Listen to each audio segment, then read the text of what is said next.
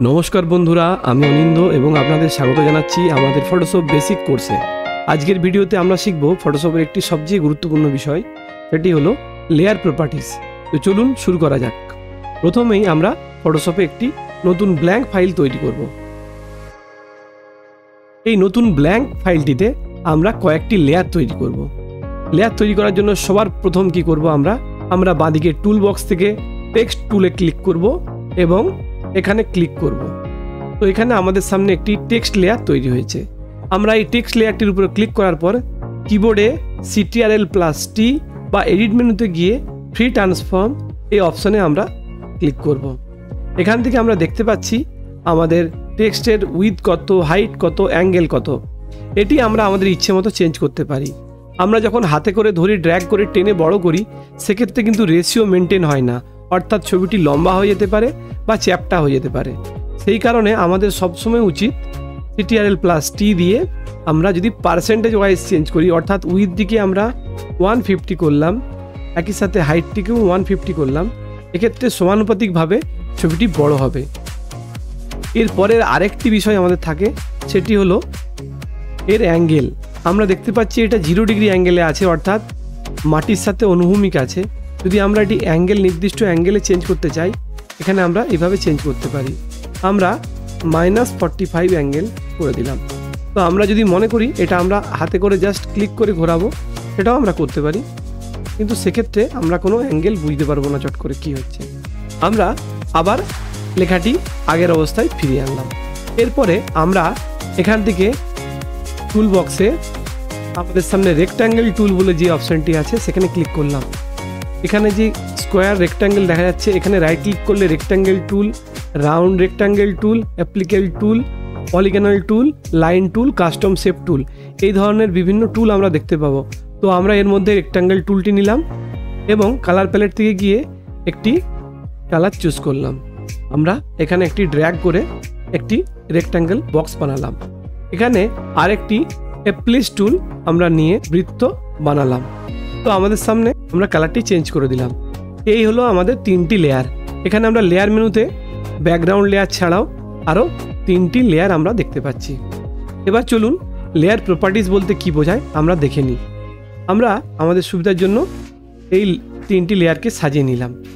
আমরা প্রথম যে টেক্সট লেয়ার দেখেছি, এই লেয়ারটিতে ক্লিক করলাম। এখানে টেক্সট টুলটি সিলেক্ট করার পরে লেয়ার মেনুতে গিয়ে আমরা লেয়ার স্টাইলে ব্লেন্ডিং অপশান, এই অপশানটিতে ক্লিক করলাম। ব্লেন্ডিং অপশানে ক্লিক করার সঙ্গে সঙ্গে আমাদের সামনে একটা উইন্ডো চলে আসছে। এই উইন্ডোতে আমাদের মূলত কি কি কাজে লাগবে আমরা সেই বিষয়গুলো নিয়ে এখানে দেখব। ফটোশপ 7-এও একই ধরনের অপশান আসবে, এখানে হয়তো কিছু বেশি আছে, ওখানে কিছু কম থাকবে। আমরা প্রথমেই যে বিষয়টি দেখব সেটি হলো কালার ওভারলে। কালার ওভারলে মানে হলো পুরো লেয়ারটি একটি নির্দিষ্ট কালার হয়ে যাবে। কালার ওভারলের উপরে ক্লিক করার পরে এখানে আমি ব্লেন্ডিং মোড নর্মাল এবং একটি কালার দেখতে পাচ্ছি। আমি কালারটিকে চেঞ্জ করে দিলাম। এখানে আমি এটিকে পার্পল কালার করে দিচ্ছি। তো আমি এখানে দেখতে পাচ্ছি পুরো টেক্সট লেয়ারটি পার্পল কালার হয়ে গেছে। এই ছিল আমাদের প্রথম অপশান। কালার ওভারলের পর আমরা যেটা শিখবো সেটা হলো স্ট্রোক। কোনো লেয়ারের বর্ডার তৈরি করতে গেলে আমাদেরকে স্ট্রোক এই অপশানটিতে ক্লিক করতে হবে। এখানে ক্লিক করার পরে আমি দেখতে পাচ্ছি সাইজ হচ্ছে 7 এবং position outside, blending mode normal, opacity 100% এবং কালার। আমি কালারটি ব্ল্যাক করলাম। এখানে দেখতে পাচ্ছি আমার টেক্সটের বাইরে একটি ব্ল্যাক বর্ডার তৈরি হয়ে গেল। আমি সাইজটা চাইলে একটু ছোট করতে পারি। আমি এখানে 4 করলাম, 4 পিক্সেল এর সাইজ হলো। একই সাথে আমি আউটসাইড যেটা রয়েছে সেটাকে ইনসাইড করলাম। এবার দেখুন বর্ডারটি টেক্সটের ভিতরের দিকে হয়ে গেছে। আমি চাইলে সেন্টারও করতে পারি। এই 3টি অপশান কিন্তু আমরা করতে পারি। এরপর আমি যেটা করতে পারি সেটা হলো অপাসিটি। অপাসিটি আমরা আগেই জানি দৃশ্যমানতা। এটি আমরা যদি হালকা করে দিই তাহলে বর্ডারের কালার কিন্তু হালকা হয়ে যাচ্ছে, আবছা হয়ে যাচ্ছে। আর অপাসিটি 100% মানে একদম স্পষ্টভাবে আমাদের সামনে দেখাবে। এই ছিল স্ট্রোক। ফটোশপ 2020-তে কিন্তু একাধিক স্ট্রোক দেওয়া যেতে পারে। সেক্ষেত্রে আমি আরেকটি স্ট্রোক দিলাম এবং সেটি আমি যেরকমভাবে আমি চাইছি করতে পারি। আমি এটিকে বাইরের দিকে দিলাম, আউটসাইডে। দেখুন এখানে 2টি স্ট্রোক তৈরি হয়েছে, গ্রেডিয়েন্ট ওভারলে। তো এরপরে আমাদের কাছে যে 2টি লেয়ার রয়েছে সেই রেক্ট্যাঙ্গেলটিতে আমরা সিলেক্ট করলাম এবং এইবার অন্যভাবে আমরা লেয়ার প্রপার্টিসটা ওপেন করব। আমরা লেয়ারটির উপর রাইট ক্লিক করে এখান থেকে গিয়ে ব্লেন্ডিং অপশানে ক্লিক করব।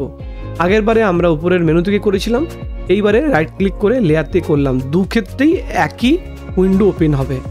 এখানে আমরা গ্র্যাডিয়েন্ট ওভারলে, আমরা গ্র্যাডিয়েন্টের আগের বারে শিখেছি, এবারে আমরা গ্র্যাডিয়েন্ট ওভারলে করতে শিখব। তার জন্য আমরা যে কোনো একটি গ্র্যাডিয়েন্টে ক্লিক করব। এখানে আমরা ওকে করে দিচ্ছি। এই গ্র্যাডিয়েন্টটি কিন্তু এই লেয়ারটির উপরে গ্র্যাডিয়েন্টটি হয়ে গেল।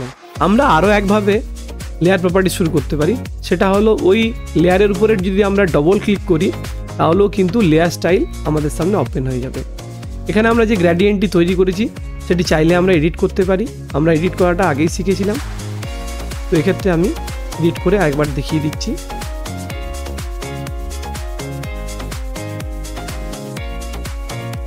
তো এখানে আমরা একটি নতুন গ্র্যাডিয়েন্ট দিয়ে ওকে করে দিলাম। আরেকটি অপশন শিখব, সেটি হলো ড্রপ শ্যাডো। আমরা ড্রপ শ্যাডোতে ক্লিক করলাম এবং এখানে আমরা ইউজ গ্লোবাল লাইট কিন্তু করব না। ইউজ গ্লোবাল লাইট করলে ছায়াটি সব দিকে সমানভাবে পড়বে। আমি নির্দিষ্ট একটি অ্যাঙ্গেলে যদি নিয়ে যেতে চাই, অ্যাঙ্গেলে করার পরে আমি ডিস্টেন্স করলে দেখতে পাচ্ছি যে ছায়াটি একদিকে পড়ছে। এরপরে ছায়াটি কতটি ছড়িয়ে পড়বে সেটিকে বলা হয় স্প্রেড, এবং সাইজ কতটা হবে সেটাও আমরা দেখতে পাচ্ছি। এখানে আমি নিচে ডান দিকে শ্যাডোটিকে ফেললাম। শ্যাডোর কালারটিও আমরা অ্যাডজাস্ট করতে পারি। আমরা বিভিন্ন কালারের শ্যাডো তৈরি করতে পারি। আমরা শ্যাডো করলাম। এছাড়া কিছু রেডিমেড শ্যাডো পাওয়া যায়, এখানে ক্লিক করলে বিভিন্ন ধরনের শ্যাডো আমরা দেখতে পাবো। এরপরে আমরা ওকে করে দেবো। এরপরে আমাদের থার্ড যে লেয়ার আছে, এই লেয়ারটির উপরে আমরা এখানে লেয়ার মেনুতে গিয়ে ডবল ক্লিক করলাম এবং আমাদের সামনে এই ব্লেন্ডিং অপশানে গিয়ে আমরা আরও কয়েকটি জিনিস দেখব। Bevel and emboss 3D effect আনতে চাইছি, তখন আমরা বেভেল অ্যান্ড এমবোসে ক্লিক করব। বেভেল অ্যান্ড এমবোসে ক্লিক করার পরে এখানে রয়েছে ডেপথটিকে আমাদের বাড়াতে হবে, সাইজটিকে একটু বাড়াতে হবে, অফেন করতে হবে, অর্থাৎ এটি যেন হালকা করে মনে হয় একটি জায়গা। এখানে নানা অপশান আছে, আমরা আস্তে আস্তে এটি ব্যবহার করলে এর উপযোগিতা বুঝতে পারবো। তো আমরা এর পরের যে অপশানটি আছে যেটি আমাদের প্রয়োজনীয় সেটি আমরা শিখব। সেটি হলো প্যাটার্ন ওভারলে। প্যাটার্ন মানে আমরা জানি কোনো নির্দিষ্ট ডিজাইন। এখানে আমাদের সামনে অনেক ধরনের প্যাটার্ন রয়েছে। সেই প্যাটার্নটিতে আমরা ক্লিক করলে ওই প্যাটার্নটি ওই লেয়ারের উপরে সম্পূর্ণভাবে ছাপা হয়ে যাবে। এই প্যাটার্ন ব্যবহার করে আমরা আমাদের লেয়ারের উপরে একটা আলাদা ধরনের জলছাপ বা ছাপ আনতে পারি। এই ছিল মোটামুটি আমাদের সাধারণ প্রয়োজনীয় লেয়ার প্রপার্টিস। এছাড়া আমরা আরও কয়েকটি বিষয় শিখব, যে একটি লেয়ার থেকে আরেকটি লেয়ার কিভাবে তৈরি করতে পারি। এখানে একটি বৃত্তাকার লেয়ার তৈরি আছে, আমি চাই এর আরও দুটো কপি করতে। তো আমাকে এর জন্য কি করতে হবে, আমি কিবোর্ডের অল্ট মেনু ক্লিক করার সঙ্গে সঙ্গে এখানে মাউস কার্সারটি ডবল হয়ে গেছে। এবারে আমি ক্লিক করে এর একটা ডুপ্লিকেট বানিয়ে নিলাম। একই রকমভাবে আমি লেয়ার অপশানে গিয়েও ডুপ্লিকেট লেয়ার করলে এখানে আমি আরেকটি লেয়ার তৈরি করতে পারবো। এইভাবে আমি আমার একটি লেয়ার থেকে আরও কয়েকটি লেয়ার তৈরি করতে পারি। এখানে যেটা সর্বশেষ আমাদেরকে জানতে হবে, যখন আমরা এটা জেপিজি ফরম্যাটে সেভ করব তখন আমরা এই প্রত্যেকটি লেয়ারকে মার্জ করে দেবো।